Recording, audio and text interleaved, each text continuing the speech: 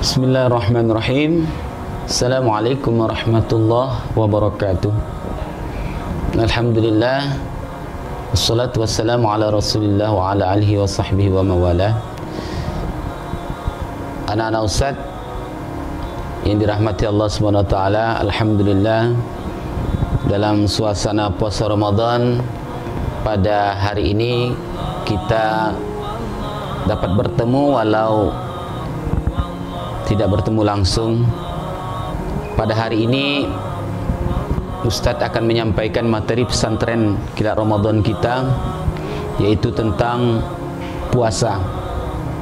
Jika sebelumnya ananda sekalian sudah mendengarkan penjelasan secara langsung tentang puasa Ramadan ini, tetapi saat ini dikarenakan kita terkena musibah secara mendunia, sama kita ketahui pandemi COVID-19 yang melanda kita semua, termasuk dunia dan juga termasuk kita di Provinsi Jambi terkena musibah ini.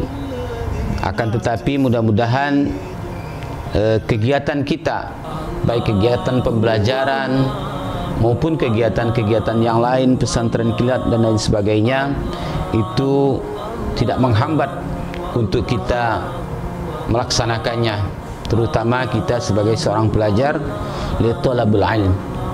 Alhamdulillah, pada hari ini kita memasuki kegiatan pesantren Kilat Ramadan. Walau tidak bertemu langsung, kita sampaikan melalui video. Mohon anda sekalian lebih memperhatikan, lebih fokus di dalam kegiatan pembelajaran ini, baik yang Ustaz sampaikan secara langsung maupun dari Ustaz dan Ustazanya yang lain. Dalam kesempatan ini Ustaz diminta untuk menyampaikan tentang bab puasa. Pertama yang harus kita ketahui anda sekalian, di dalam kita berpuasa itu kita harus mengetahui dasar apa yang kita pegang ketika kita melaksanakan puasa. Begitu juga dengan kita melakukan sesuatu, sebaiknya kita punya dasar. Nah, untuk puasa ini ada dasarnya. Allah Subhanahu wa taala berfirman di dalam surah Al-Baqarah ayat 183 yang bunyinya a'udzubillahi minasyaitonirrajim. Bismillahirrahmanirrahim. Ya ayyuhalladzina amanu kutiba alaikumusiyam kama kutiba alal ladzina min qablikum la'allakum tattaqun. Hai orang-orang yang beriman, diwajibkan atas kamu berpuasa sebagaimana diwajibkan atas orang-orang sebelum kamu, yang tujuannya supaya kamu menjadi hamba Allah yang bertakwa. Adapun dalil lain yang memerintahkan kepada kita untuk melaksanakan puasa, yaitu sebagaimana hadis Nabi kita Muhammad sallallahu alaihi wasallam yang diriwayatkan oleh Bukhari Muslim yang berbunyi, bunyal islamu ala khamsin, syahadatu an la ilaha illallah wa anna muhammadur rasulullah wa iqamis shalah wa ita'iz zakah wa hajjil baiti wa siyami ramadan. Nah, Ustaz kira sudah jelas bagi kita semuanya, ada dua dalil yang memerintahkan kepada kita untuk melaksanakan puasa, baik itu dari dalil Al-Quran sebagai kitab suci kita maupun dari hadis Muhammad, Nabi kita Muhammad sallallahu alaihi wasallam. Kemudian yang kedua anda sekalian, yaitu jenis puasa.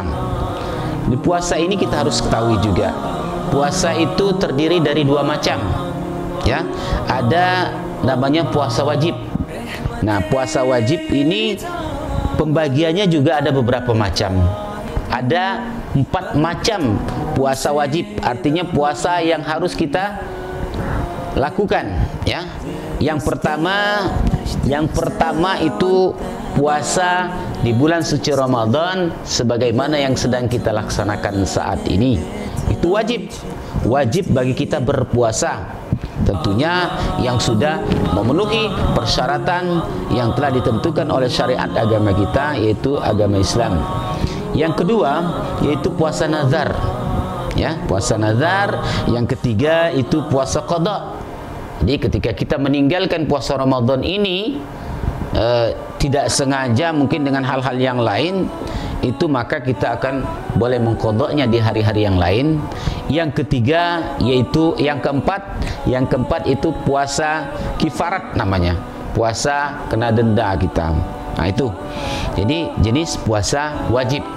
Kemudian yang kedua puasa sunnah ananda sekalian, yaitu puasa Syawal. Jadi setelah kita melaksanakan bulan suci Ramadan, puasa di bulan suci Ramadan ini kita disunnahkan untuk berpuasa di bulan Syawal selama 6 hari.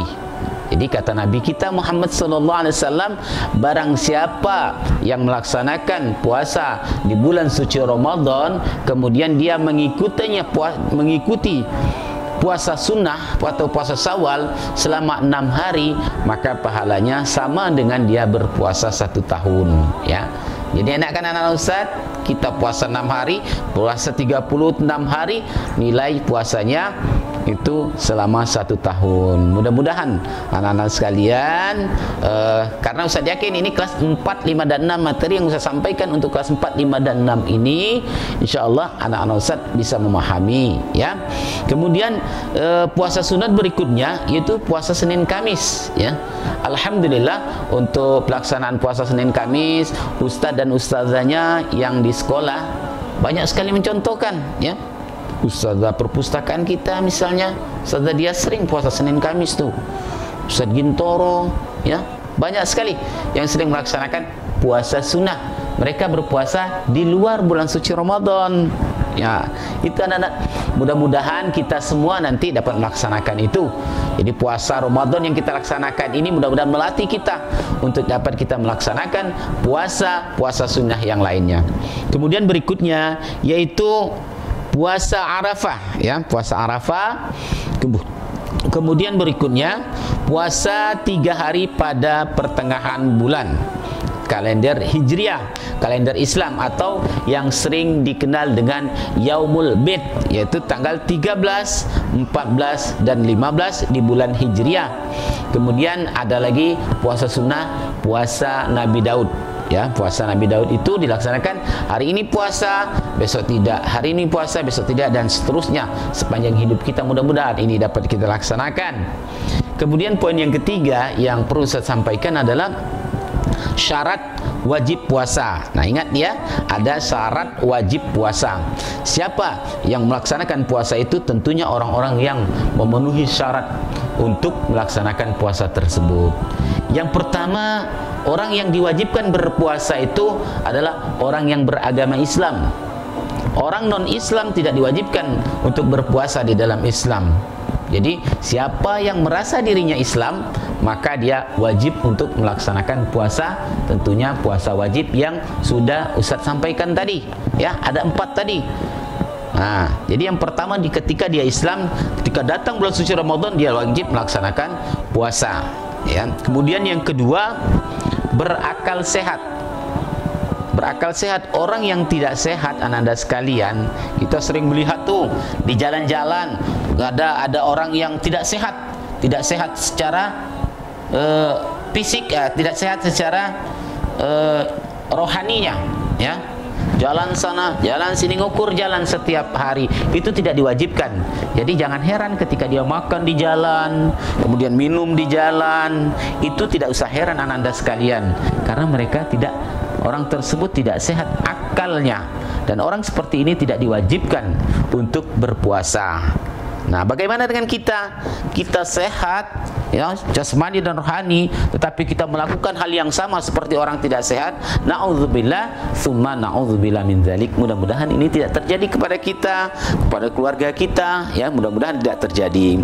Kemudian syarat wajib puasa berikutnya itu orang yang balik atau sudah cukup umur, ya, orang yang balik atau sudah cukup umur. Bagi wanita yang balik itu ananda sekalian, yaitu yang sudah mengalami yang namanya haid, ya. Kalau bagi laki-laki yaitu ananda yang sudah namanya keluar mani ya. Jadi yang sudah bermimpi. Ini karena fikih perlu saya sampaikan biar ananda tahu sekalian ya. Ananda paham. Di sekolah mungkin sudah dijelaskan sama ustaz dan ustazah yang lain, sama ustazah Nisa mungkin sudah dijelaskan. Dari sini ustaz pertegas lagi. Ya, ustaz pertegas lagi itu. Balik. Kemudian yang berikutnya yaitu yang mampu melaksanakannya. Jadi puasa itu diwajibkan bagi orang yang mampu melaksanakannya. Ketika dia tidak mampu melaksanakannya, maka boleh dia tidak berpuasa. Jadi ketika tidak mampu melaksanakan, boleh dia tidak berpuasa. Kemudian yang selanjutnya, syarat wajib puasa itu sedang berada di tempat. Jika kita musafir sedang dalam perjalanan ananda sekalian, maka kita tidak diwajibkan untuk berpuasa. Boleh kita berbuka, tetapi harus diganti pada hari-hari yang lain jika itu puasa wajib. Tetapi jika puasa sunnah itu tidak diganti, tidak jadi masalah, tidak apa-apa, tidak berdosa kita. Kemudian selanjutnya penting juga disampaikan ananda sekalian, kepada ananda sekalian, yaitu syarat sah puasa. Nah, kalau syarat sah puasa yang pertama adalah Islam ya. Orang non-Islam tidak disyaratkan, tidak sah dia berpuasa sebelum dia masuk ke dalam agama Islam, sebelum dia menjadi orang mukminin, orang yang beriman ya. Kemudian yang kedua, mumayyiz. Nah, syarat sah puasa itu yang mumayyiz. Artinya mumayyiz itu dia bisa membedakan. Anak yang sudah bisa membedakan mana yang baik dan mana yang tidak baik, mana yang boleh dilakukan dan mana yang tidak boleh dilakukan. Adik-adik kita mungkin ada yang usia 2 tahun, mereka belum mumayyiz. Ya, jadi mereka tidak sah ketika mereka berpuasa. Jadi tidak usah disuruh puasa anda sekalian ya. Tapi kalau adiknya TK silakan disuruh berpuasa, tapi puasa setengah hari jangan dipaksakan tuh ya. Kemudian suci dari haid dan nifas. Ketika misalnya anda sekalian, terutama anda yang putri ini sudah menjalankan puasa, kemudian sebentar lagi akan berbuka, tahu-tahu datang tamu yang tidak diundang yang namanya haid, maka batallah puasa ananda pada hari itu ya. Batal puasanya atau tidak sah puasanya, maka ananda harus mengganti di hari-hari yang lain. Alhamdulillah kalau ananda yang cowok-cowok mungkin tidak ada itu. Tetapi bagi ananda yang putri mengalami itu, maka kita tidak boleh menyesali ketika itu datang kepada kita sebentar lagi mau berbuka misalnya, itu tidak boleh kita sesali karena itu sudah ada ketentuan dari Allah Subhanahu wa taala. Kemudian yang selanjutnya syarat sah puasa itu mengetahui waktu diterimanya puasa. Jadi kita berpuasa itu ananda sekalian tidak boleh semau kita ya. Tentunya ada aturan-aturan yang harus kita penuhi ya. Ada hari-harinya yang bisa kita laksanakan puasa. Tidak ada hari yang haram untuk kita berpuasa. Kemudian selanjutnya pengertian puasa ananda sekalian, puasa itu artinya adalah menahan. Kemudian puasa secara lengkap artinya adalah menahan diri dari tidak makan dan tidak minum, dan dari hal-hal yang dapat membatalkan pahala puasa, mulai terbit fajar hingga terbenam matahari. Itulah pengertian daripada puasa, atau imsaku anil akli wa syurbi wa jami'il mubtirati min tulu'il fajri ila ghurubi syamsi. Kemudian selanjutnya ananda sekalian, ada namanya rukun puasa. Rukun itu sesuatu yang harus kita penuhi. Ketika tidak kita penuhi, maka hal yang kita lakukan itu akan menjadi batal. Jadi rukunnya adalah niat ya, niat itu boleh niat di dalam hati, dan sebaiknya niatnya kita lafazkan. Mari sama-sama anda sekalian kita melafazkan niat berpuasa ya. Ikutin Ustaz, sama-sama kita melafazkan niat berpuasa. Bismillahirrahmanirrahim. Nawaitu sawma ghadin an adai fardhi syahri ramadhana hadhihi sanati lillahi ta'ala. Nah, itu niat puasa. Ustaz yakin dan percaya Anda sekalian semuanya sudah hafal ya niat puasa itu. Artinya apa Nanda? Niat itu sengaja aku berpuasa esok hari di bulan Ramadan tahun ini fardu karena Allah Ta'ala. Kan ya, ketika kita mau sahur itu jangan lupa kita membaca niat berpuasa. Karena kalau kita berpuasa tanpa niat, maka tidak sahlah puasa kita, ya, tidak sah puasa kita. Jadi kita tidak dapat pahala.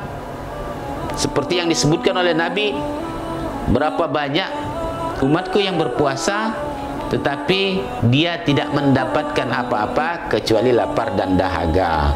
Nah, jadi ananda sekalian, rukun puasa itu pertama ada niatnya. Ketika niat itu kita laksanakan, kemudian masuk ke rukun yang kedua, kita meninggalkan segala hal yang dapat membatalkan pahala puasa, mulai terbit fajar hingga terbenam matahari.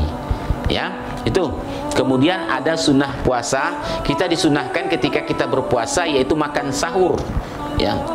Jadi disunahkan itu bangunnya tadi ananda sekalian. Kita bangun malam untuk makan sahur, itu yang disunahkan.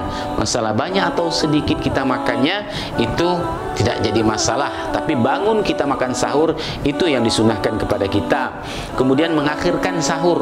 Mengakhirkan sahur, jangan kita sahur jam 1. Ayo, siapa yang sering sahur jam 1?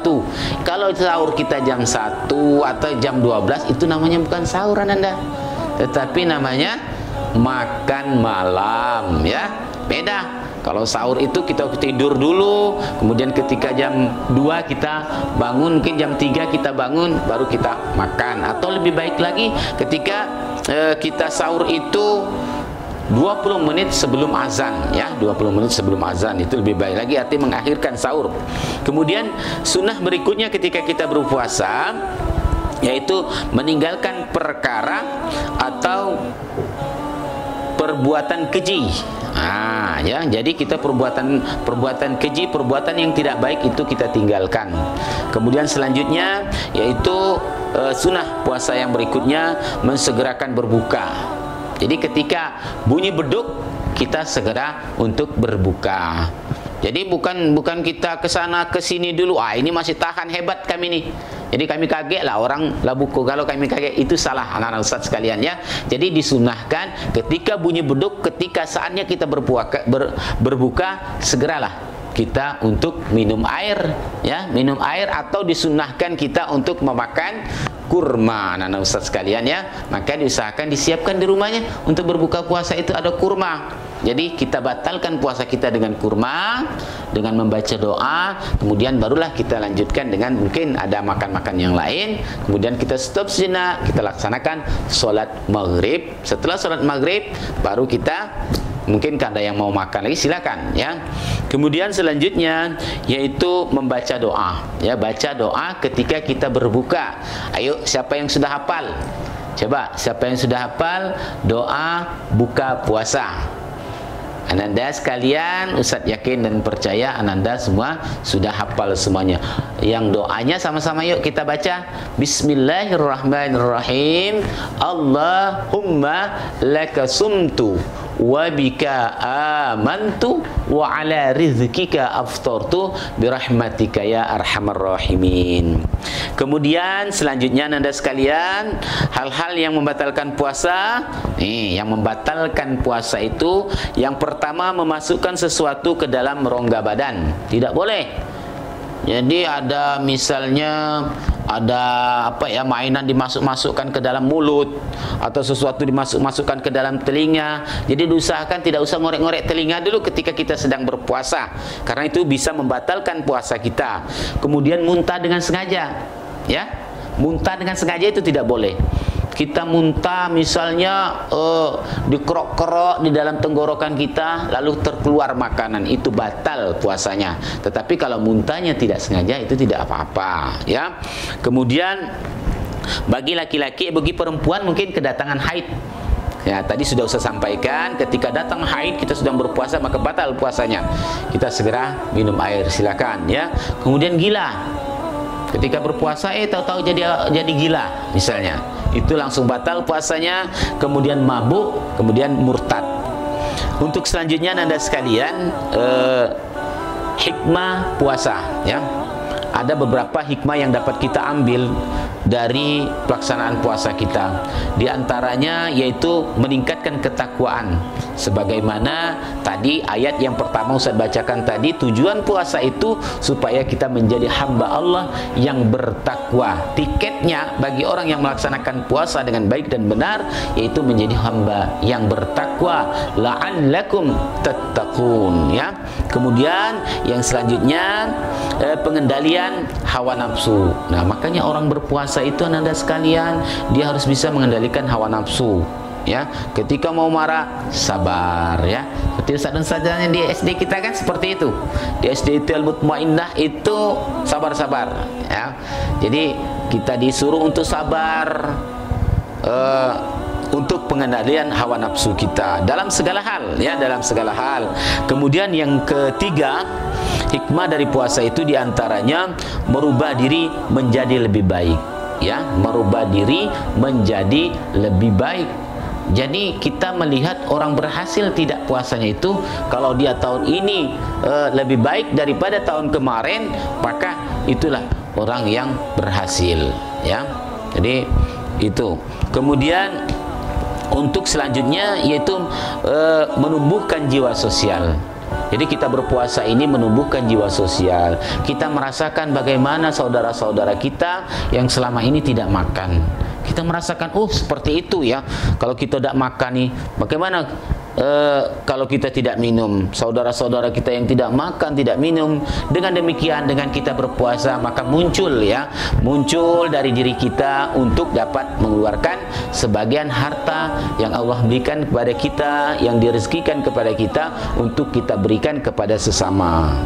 Jadi menumbuhkan sikap atau jiwa sosial.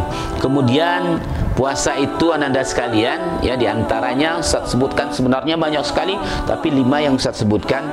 Diantaranya yang kelima itu yaitu untuk menjaga kesehatan jasmani dan rohani. Jadi kata Nabi kita Muhammad SAW, sumu fasihu ya, berpuasalah niscaya engkau akan sehat. Nah, jadi mungkin ini Anda sekalian materi kitab Pesantren Kilat Ramadan yang dapat Ustaz sampaikan. Ada tambahan sedikit yang terakhir Anda sekalian, yaitu masalah zakat. Jadi ketika kita sudah melaksanakan puasa Ramadan, maka bayarlah zakat. Silakan Anda membayar zakat di RT-nya masing-masing ya, atau di masjid atau di sekolah boleh ketika Anda untuk membayar zakat. Karena kata Nabi, ketika orang selesai berpuasa tetapi dia tidak membayar zakat, maka pahalanya akan terumbang-ambing antara langit dan bumi. Artinya belum diterima oleh Allah SWT puasa kita sebelum kita mengeluarkan zakat fitrah ya. Zakat fitrah itu zakat diri, bukan zakat mal. Zakat fitrah namanya. Nah, jadi ini Anda sekalian materi yang dapat Ustaz sampaikan, mudah-mudahan dapat bermanfaat bagi Anda sekalian ya, dapat bermanfaat bagi kita semua, dan Anda semuanya selalu, kita semuanya selalu diberikan kesehatan oleh Allah Subhanahu wa taala, dan kita bersama-sama berdoa semoga kita dapat kembali melaksanakan aktivitas kita sebagaimana biasanya. Dari Ustaz terima kasih. Mohon maaf jika ada hal-hal yang kurang tepat, kurang berkenan. Ustaz akhiri, wabillahi taufiq wal hidayah. Wassalamualaikum warahmatullahi wabarakatuh.